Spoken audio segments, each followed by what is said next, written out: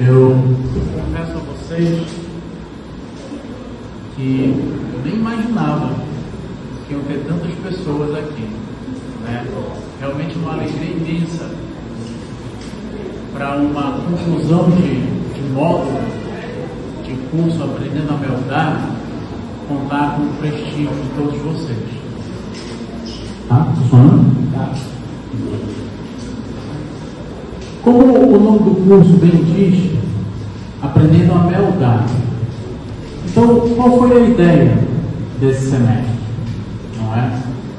Trazer e resgatar uma história que, em sua grande parte, ninguém vai encontrar isso em livro algum. O que nós procuramos fazer aqui é resgatar uma história que está apenas na memória e no coração da grande maioria aqui. Mas essa é a história da nossa comunidade. É a história das pessoas que deram um duro danado para manter as nossas melodias, as nossas mantenouras, para manter o nosso rito, para passar isso de geração em geração e passou. Não é? Bom, chegou, não é? E é por isso que hoje eu posso dizer a vocês, sem medo, sem muito receio de errar, que o que nós temos aqui na nossa comunidade, em termos, eu sempre digo e afirmo a todos vocês, que o que nós temos hoje, em termos de rito, o que nós temos hoje em termos de rito, é algo que vocês praticamente não vão encontrar em lugar nenhum. Porque realmente isso tudo parou no tempo, não é? Algumas pessoas que vêm à nossa sinagoga, que têm as suas memórias das suas famílias, que frequentam outras comunidades, elas ficam impressionadas com o que tem aqui e como que isso se manteve até aqui. Isso se deu a essas pessoas, que não são só essas aqui, essas é o começo desse projeto. Nós vamos, se Deus quiser, dar continuidade, que foi passando de geração em geração. Depois de todas essas pessoas, chegou um menino de 24 anos e deu essa sequência, e aí está pegando para todos nós aqui. Então, a ideia é essa: resgatar essas memórias, fazer com que as novas gerações possam então conhecer quem foi cada uma dessas pessoas e tornar isso um documento, não é?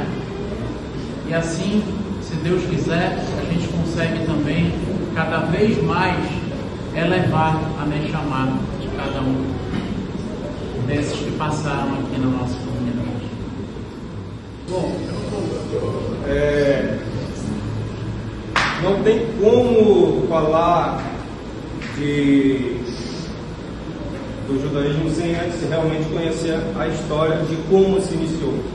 Agora, na minha pequenez de conhecimento ante a Dona Anne, conhecimento da Dona Anne, o conhecimento do nosso Razan, do nosso mestre, do nosso querido Dr. Isaac, eu fico um pouco acanhado em poder passar alguma informação. Mas vamos lá. Antes de 1920, estava chegando a Manaus judeus provenientes do interior do estado, tanto da parte do Pará quanto da parte do Amazonas. Vieram para Manaus e ainda não havia fundado nenhuma sinagoga. Eles tinham começado a planejar algo, mas a primeira esnoda que teve em Manaus foi a Beniapó, que ela foi fundada em 1925 por Miguel Asuai. Só que esse Miguel Azulay, ele não fazia parte de uma família Azulay, que era composta por Jacó, Moisés e Elias Azulay. E essa sinagoga era chamada Sinagoga dos Separatistas Mecorachim, ou dos ricos. E ela funcionava na Praça da Saudade, eu acho bem aqui próximo, onde hoje é uma agência da Caixa Econômica Federal. Houve um pequeno desentendimento entre eles e posteriormente houve uma divisão em que fundaram uma outra sinagoga, uma outra história, e chamaram ela de Rebi Meir, através do nosso Rebi Jacó Azulay. Isso em 1936. E lá, ele e um grupo que fundaram essa sinagoga, que era chamada era feita pelos judeus forasteiros, ou chamado Koshavim, e os Mekorachim. Eles se dividiram, ficaram com um grupo ficou na Bet Yaakov e o outro grupo veio para a Rebi Meir. Essa Rebi Meir, ela teve vários locais. Ela funcionou no prédio familiar na Praça 15 de novembro, perto da antiga firma Ibson e Companhia, e na rua Tamandaré. Então, posteriormente, ela foi para a Avenida 7 de Setembro, num prédio próprio,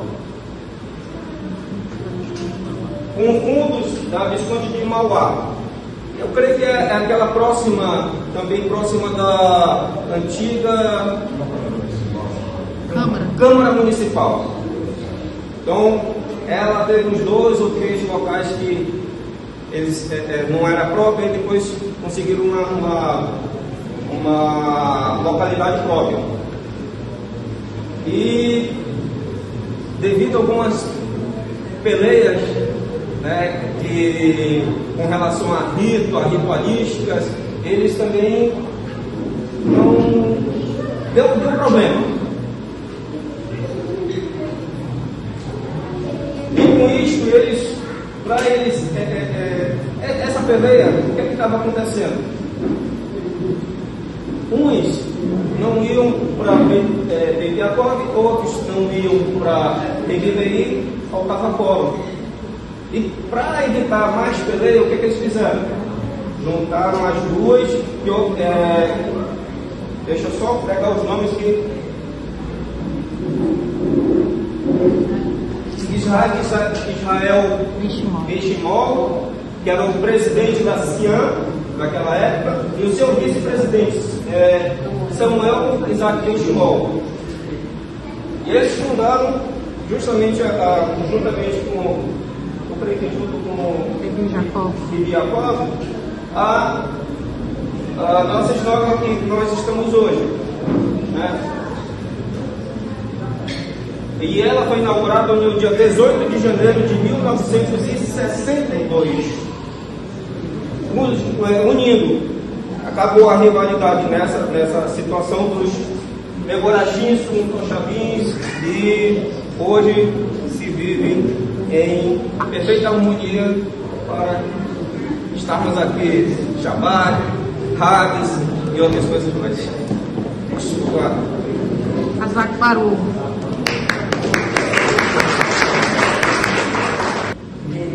Eu vou falar sobre o Rebi Jacó Azulay, mas eu também vou falar um pouquinho de quando eles vieram do Marrocos para a Amazônia.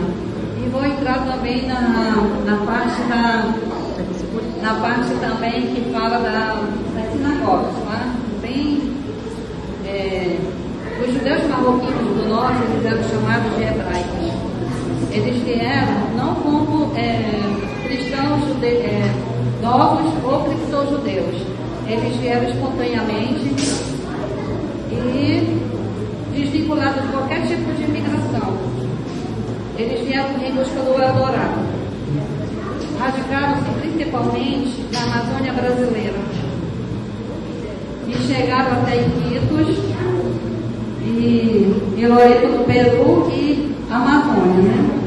Apesar de serem totalmente integrados à sociedade local, mantiveram a ser a sua religião mosaica e de forma discreta, como exigia a Constituição de 1824. Após a Constituição de 1891, foi que eles começaram a se expandir, serem mais livres. Em Belém já existiam algumas sinagogas, como a Charras Maia e a Porta do Céu. Mas eu não vou entrar muito nesses detalhes, não. Quanto à sinagoga de Manaus, veio depois, bem depois da sinagoga de Manaus. A sinagoga Beth de Jacó, que era a casa de Jacó, organizada pelo Isaac Israel Benchimol, e a sinagoga Rebimei era organizada pelo senhor Jacó Zulani. Após a Segunda Guerra, houve a fusão, né? Eles se uniram para formar essa nossa sinagoga.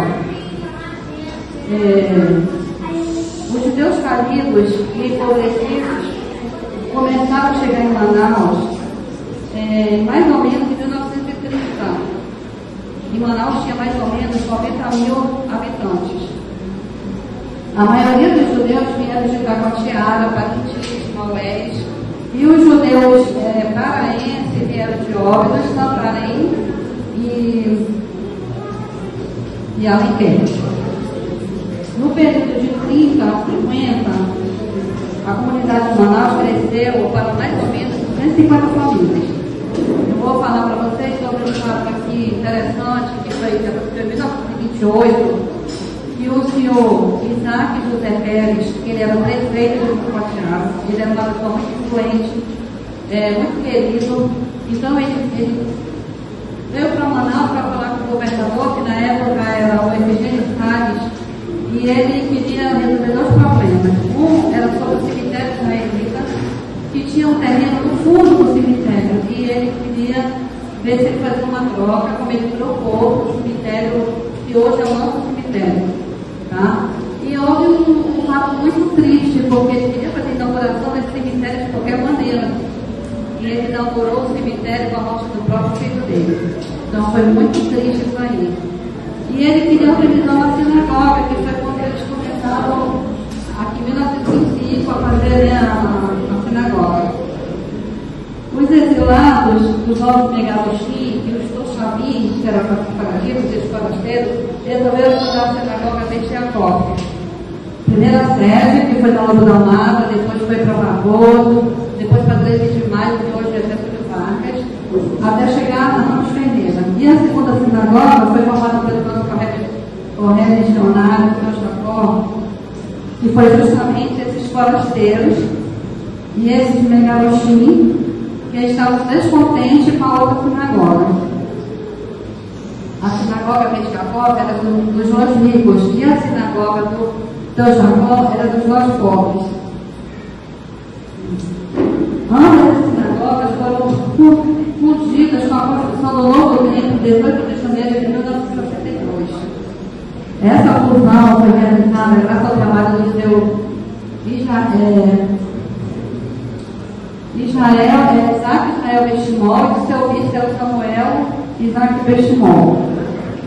E o seu Jacó, ele foi seu cheguia comunitário até a sua morte, que foi em fevereiro de 76. Agora eu vou falar para vocês sobre o seu Jacó Azulay. Bom, para mim não é muito difícil falar sobre o seu Jacó Azulay, porque eu convivi um pouquinho com ele, né? Que às vezes que eu vim na sinagoga, às vezes que ele foi na casa do meu sogro, que eu via, né? Falava com ele e tudo. Então falar do seu Jacó é difícil, né? Então, ele veio para o Brasil no início do século XX, aproximadamente 1905. Ele chegou em Belém do Pará, aí pegou o curso do Rio Amazonas, né? E instalou-se em Taquatiara, onde floresceu uma importante comunidade judaica. Na década de 30, transferiu para Manaus, atuando na sinagoga da Praça da Saudade. Com a construção da atual sinagoga, a Beit Jacó Rebimei, na rua Leonardo Moshe, ele ficou sendo rabino e oficiante móvel. Seu Jacó era o grande Ramã. Ele era o grande sábio. Ele era rabino. Ele era rabino. Ele era Razã, Sheria, Chorê.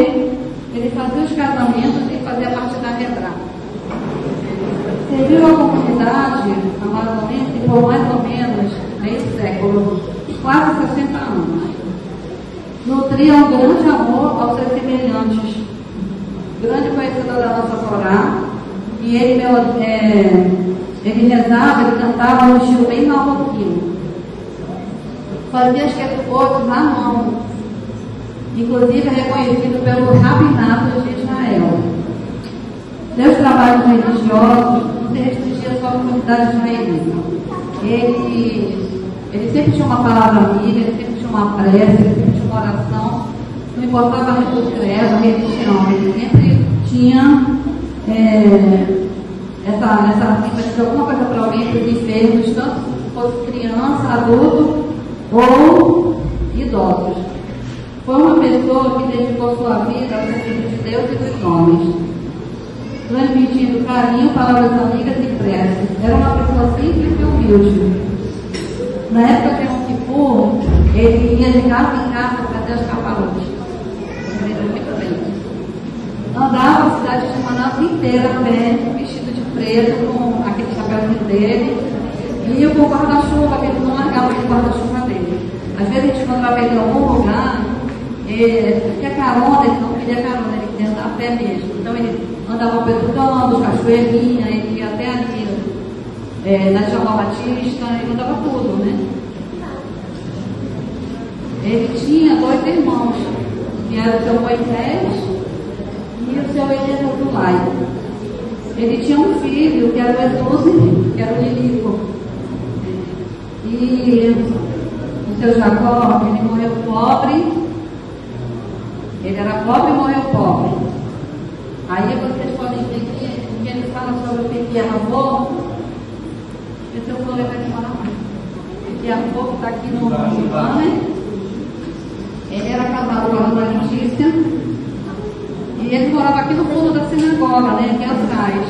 A Dona Letícia não falava português e esqueceu o árabe. Então era bem complicado, porque só quem entendia ela, ele, né, quem tinha ela, era o seu Jacó e o Lilico. Então, a gente estava falar com ela porque ela não entendia ninguém. Ela era uma pessoa bem magrinha, baixinha, quase não tinha cabelo. E um fato interessante que eu vou falar para vocês foi quando o seu Jacó ficou doente e o Isaac passado estava aqui, quando ele piorou. Aí o Isaac disse, vamos para casa, depois a gente volta, qualquer coisa.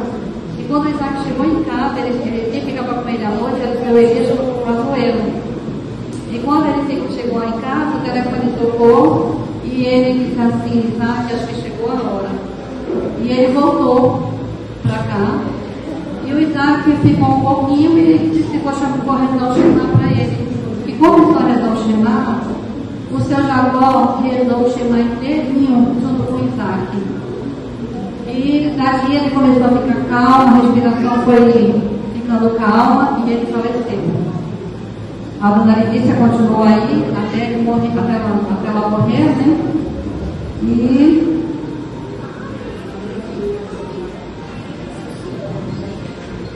E agora eu vou falar para vocês que hoje nós temos a Ilulá, o seu Jacó Ilulá, que foi organizada pelo Isaac, ele que organizou essa Ilulá.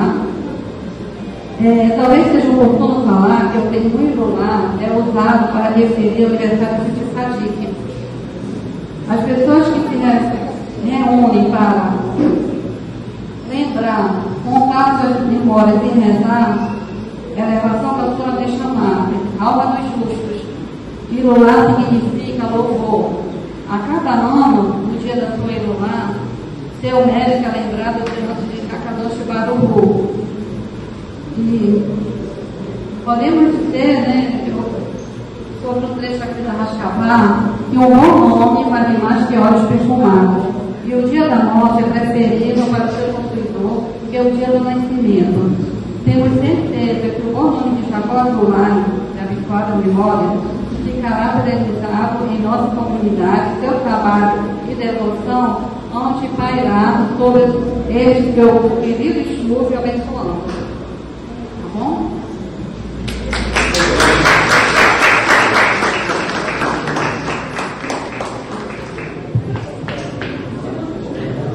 Então, primeiramente, boa noite a todos. Eu me chamo Leonardo. Esse trabalho sobre o Sr. Miguel Cohen, inicialmente ele teria sido feito em dupla, entre eu e o Ferdinando. Mas como o meu companheiro aqui, o Ulisses, ele quis deixar o Salomão e a Ariela, que são os irmãos dele em casa, para me ajudar, então nós mudamos essa dupla e fizemos esse trabalho em trio.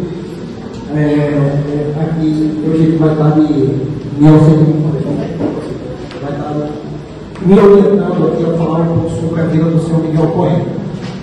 O Sr. Miguel Cohen, a data de nascimento dele, para dentro da nossa pesquisa, que infelizmente encontrou uma escassez de alimento, ela foi de certa forma escassa, então nós não conseguimos encontrar a data exata de nascimento dele, mas seria impossível falar um pouco da história do Sr. Miguel, ou Miguelito, não é isso, doutor Isaac, como era chamado, sem trazer também alguns apontamentos sobre a revolta, a guerra ocorrida no Marrocos ali no final do século XIX.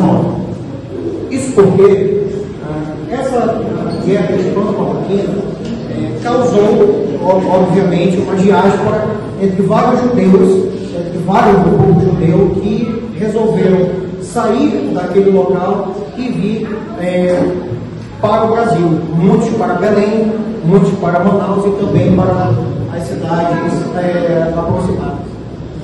Então, como todos sabem, em 1889, houve, pelo decreto 119 do governo provisório de Teodoro da Fonseca, houve a abolição da união legal entre a Igreja Católica e o Estado, permitindo aí uma maior convivência, maiores oportunidades de trabalho e emprego para pessoas que tivessem religiões que não a religião cristã, católica, romana, enfim. E isso estimulou, evidentemente, a vinda de muitos judeus para o Brasil, como dito anteriormente, para Belém, para Manaus, para as cidades, os nossos municípios, e não foi diferente com o Sr. Miguel. O Sr. Miguel ficou radicado primeiramente em Fonte Boa, no município de Fonte Boa, e também na Foz do Jutaí. Mas ele começou efetivamente a criar um legado muito satisfatório, muito rico, na sua ida para Itacoatiara, onde funcionou ali como trazendo todo o ensinamento que ele adquiriu através do Rabino Yudson Tadai Assis. Ele trouxe ali já os ensinamentos judaicos, os nossos costumes, as festividades, obviamente que tudo isso com a ajuda de outros judeus que ali estavam radicados. E aqui vale lembrar que em Itacoatiara ele se tornou sócio do senhor Abraão Pesari.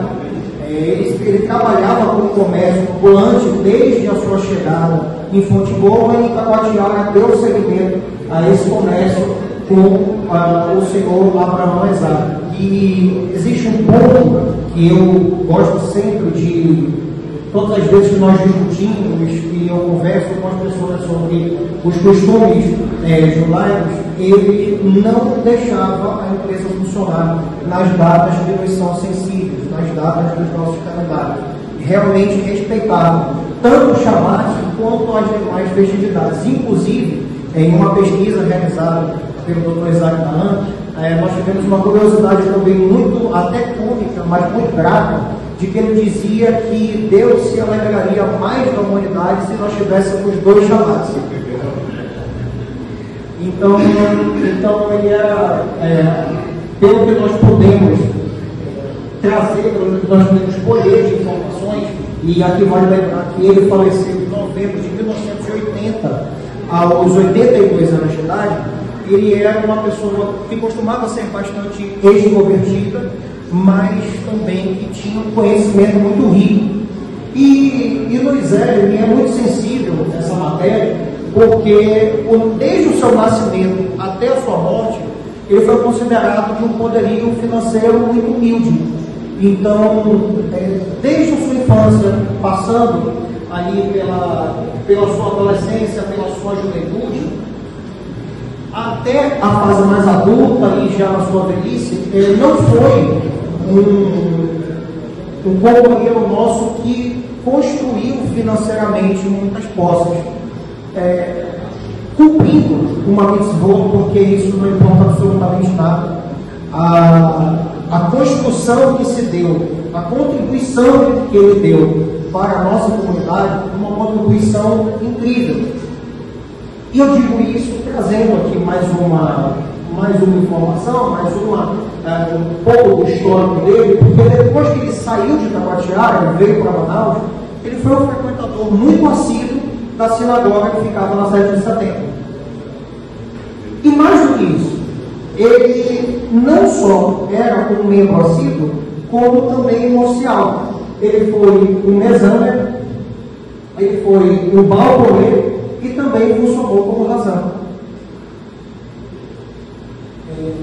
Então, dentro dessa história, de tudo que o Sr. Miguel representou para a comunidade, ainda que já há muito tempo, nós temos mais de 40 anos do falecimento dele, da passagem dele, é impossível realmente a história dele não se confundir com a própria história dos judeus da Amazônia.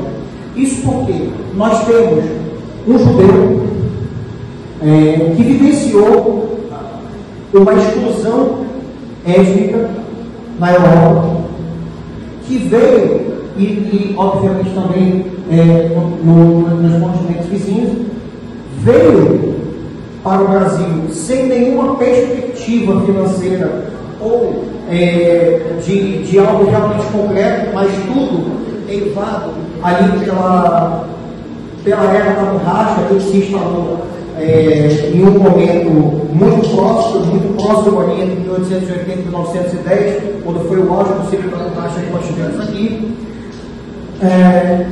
e construiu uma água. Aqui vale lembrar que nós fizemos uma pesquisa aqui no próprio comitê, se ele teria algum parente, nós temos alguns correntes aqui, se teria algum parente mais próximo. Mas nós tivemos a informação que essa ramificação da família Cohen, do qual o Sr. Miguel fazia parte, não teria ninguém no estado do Amazonas. Então, infelizmente, nós não podemos trazer informações específicas de parentes consanguíneos dele. Mas isso não impede que nós temos uma foto de casamento, estávamos presentes, essa é uma foto muito emblemática que nós temos aqui. E obviamente, eu não conheci, mas pude me aproximar um pouco dele através da história que nós pesquisamos. Então, eu tenho muito orgulho de ter feito parte um pouco dessa difusão do conhecimento sobre a história do Sr. Miguel. Infelizmente, não pude conhecer, mas se a intenção é louvador, se a intenção é essa, eu acredito que nós temos um caminho muito bonito de lembrar de Miguel Cohen, que é lembrá-lo com esse sorriso, que é lembrá-lo dentro de uma história de paz, de difusão do judaísmo, de preservação dos costumes judaicos e principalmente de amor ao próximo. O maior legado que penso, e pelo que nós pesquisamos que ele deixou, é justamente um legado de costume. Então, a partir da premissa que o judaísmo é amor e é amor, então é uma honra ter feito parte disso, é uma honra ter feito pesquisado com o professor Miguel Cohen, e realmente, então, essa foi uma pesquisa que se exauriu tão somente por ocasião deste trabalho. Nós continuaremos aí buscando, me identifiquei muito e se tornou muito sensível a mim estudar sobre o Sr. Miguel Cohen. Às vezes a gente não imagina pessoas como ele foram tão importantes como a gente imagina. E ele realmente foi muito importante e eu espero que ele jamais seja esquecido. Então, muito obrigado a todos.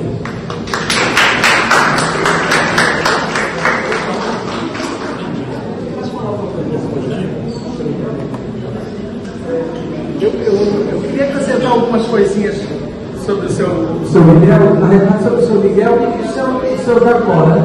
Porque nós éramos as crianças naquela época, né?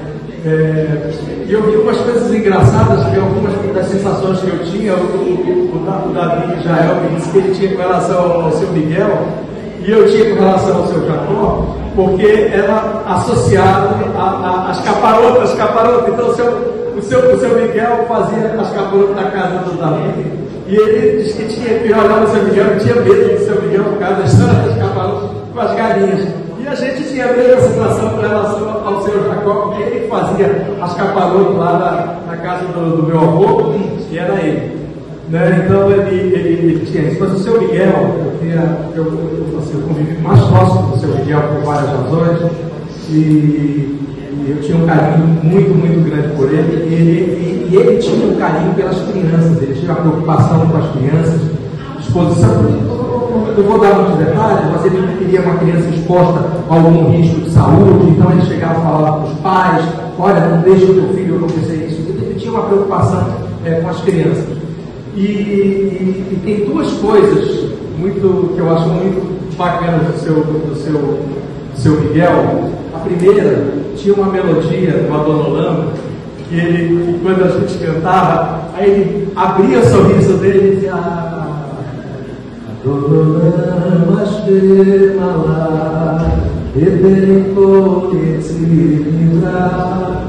aí ele fazia né? Então essa era uma das coisas. E outra coisa, uma coisa muito engraçada, ele sempre era bem humorado, você sabe, ele era uma pessoa bem humorada, né?